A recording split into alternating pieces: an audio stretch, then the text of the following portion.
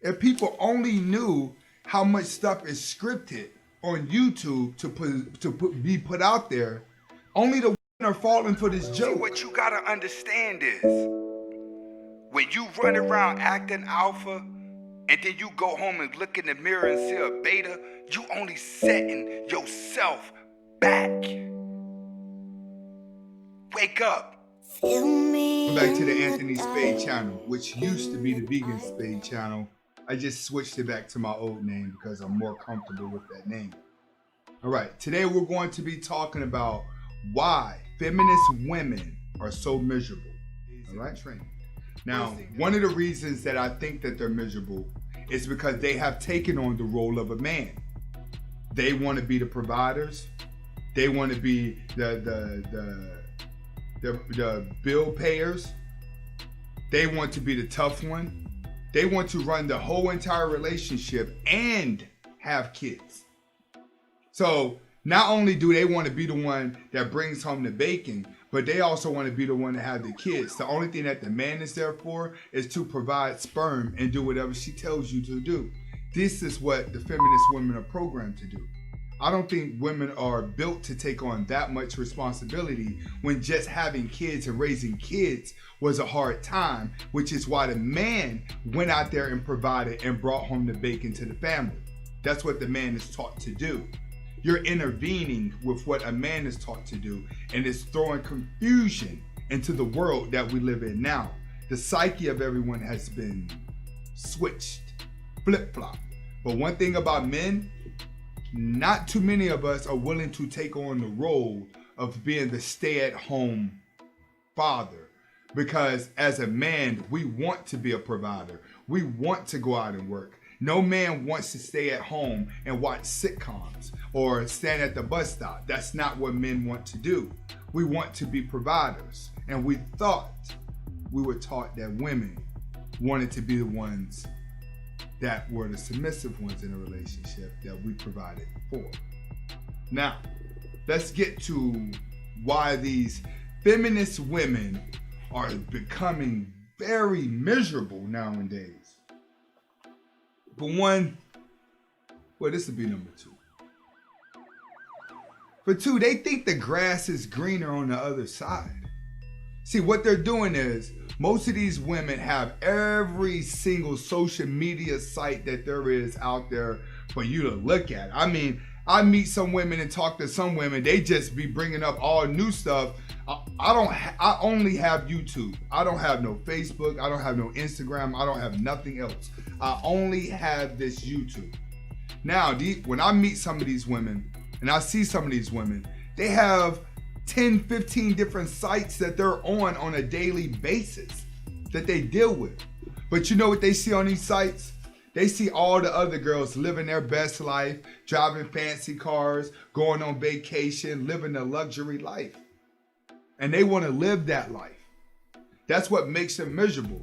They're trying to live like that couple percentage that they see on the internet, who is actually, majority of that is just lying. They're thinking that they're supposed to be living that life, and if they're not living that life, then obviously they're doing something wrong.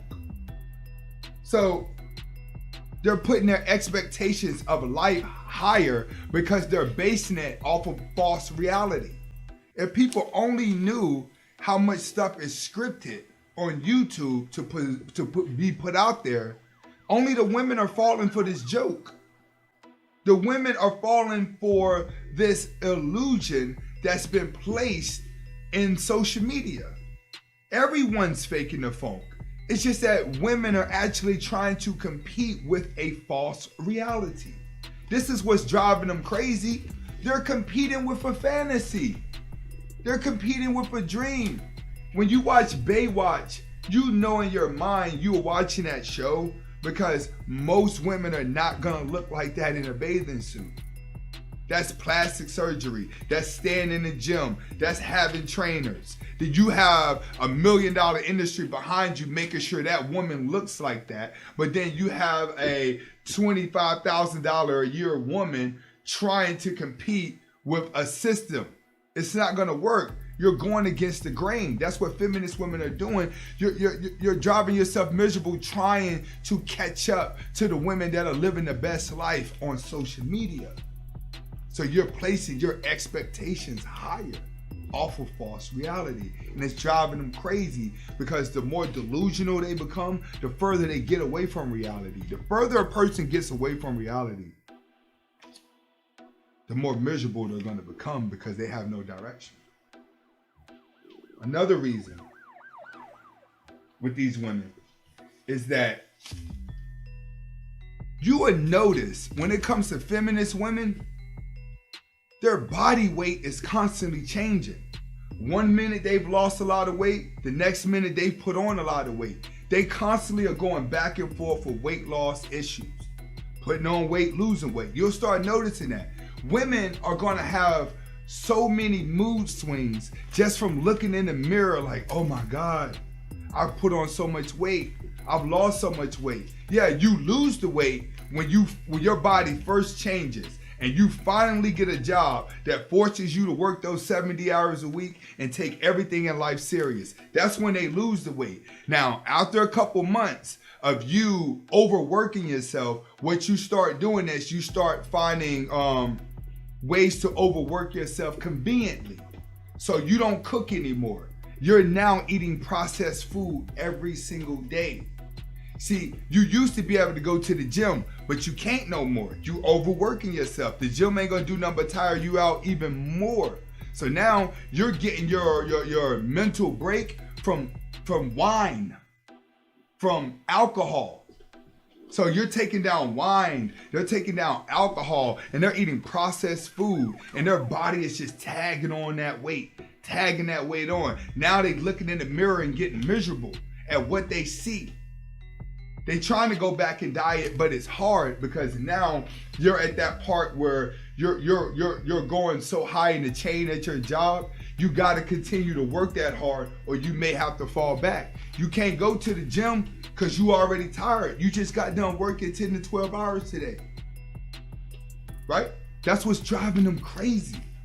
The fact that they're looking in the mirror and watching their weight go up and down, up and down. Now, us on the outside that run into these feminist women, you'll say to yourself, oh man, she was skinny 2 months ago. Now she's big.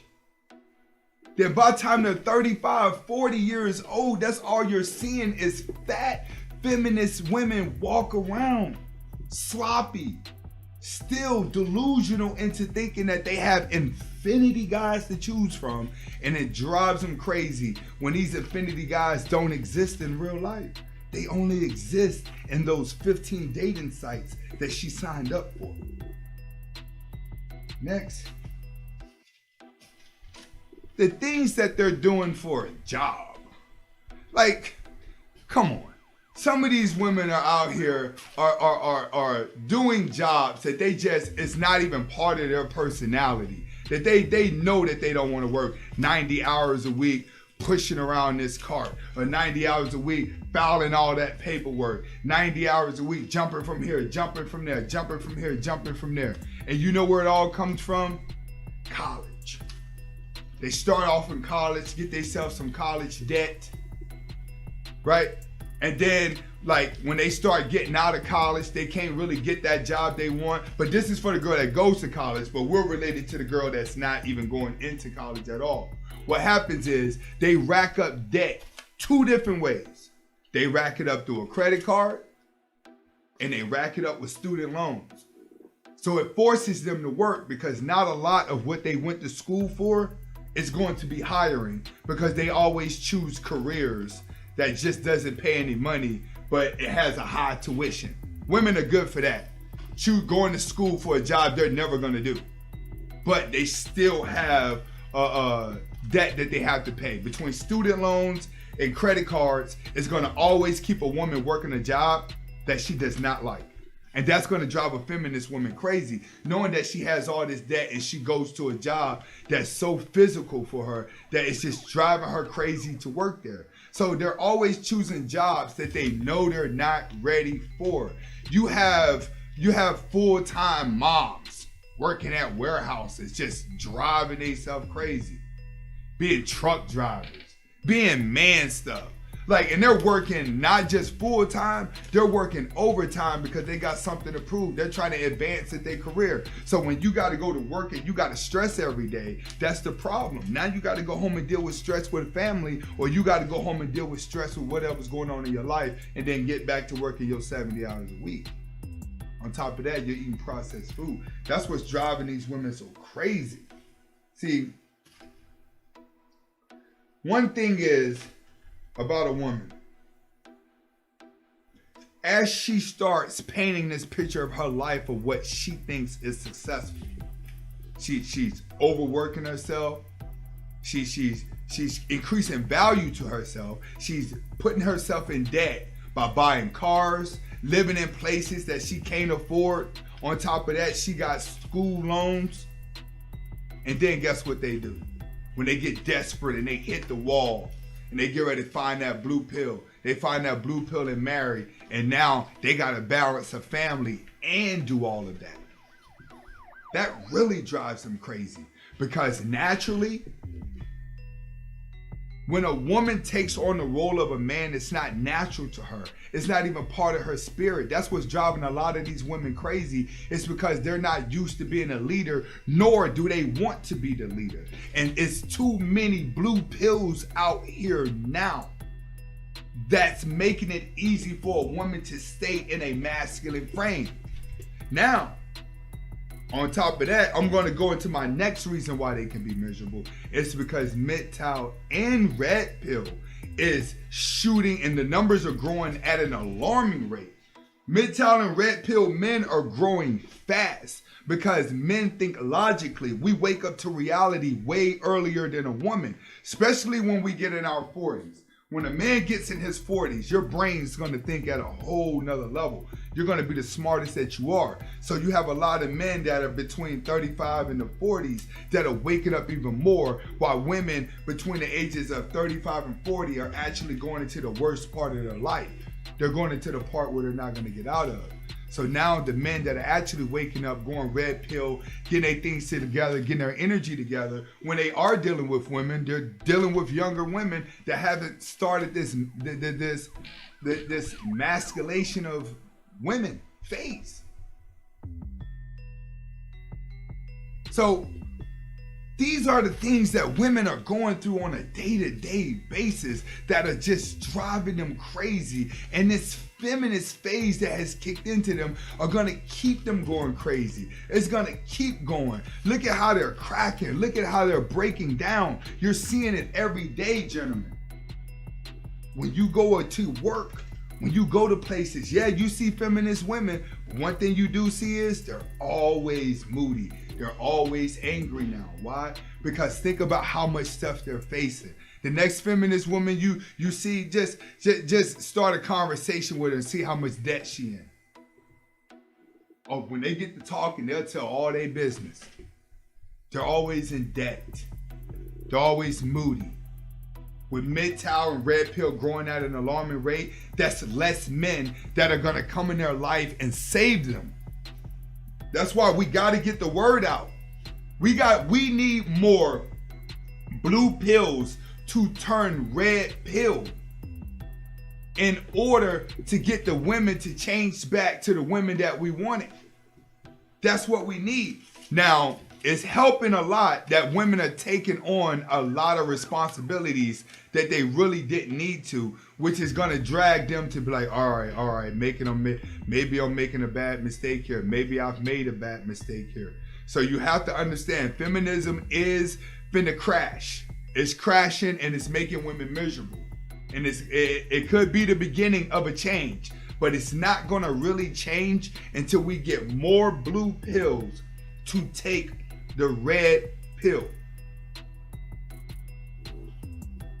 Remember, the more men that take the red pill, the faster we can stop this bad transitioning that women are going through right now. When they get into a vulnerable stage If we have more red pill men than we have blue pill men, then we're able to make the conversion. But as long as these women keep masculating themselves and blue pills just keep falling, taking more blue pills and taking more blue pills, we're gonna lose. All right, tell me what you think in the comment section, man, about this. You think feminist women are driving themselves crazy or what? You think there's about to be more red pills that outnumber the blue pills? Let me know. This is Anthony Spade. Comment, like, subscribe. If you got to this part of the video, I want to thank you for watching. You have any suggestions or what you want me to talk about, just put it in the comment section.